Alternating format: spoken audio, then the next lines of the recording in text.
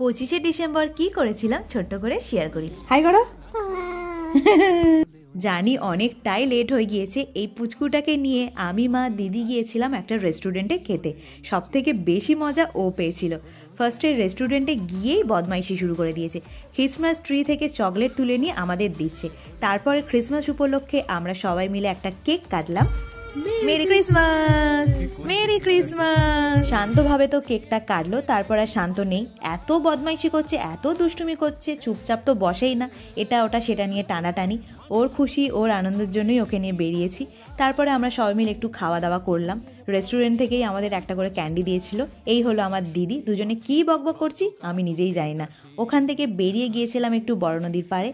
Cold drinks খেলাম, বসে তিনজনে অনেকটা টাইম স্পেন্ড করলাম। অনেক দিন পর খুব মজা করেছিলাম, খুব সুন্দর দিন কাটিয়েছিলাম আমাদের পুচকুকে নিয়ে।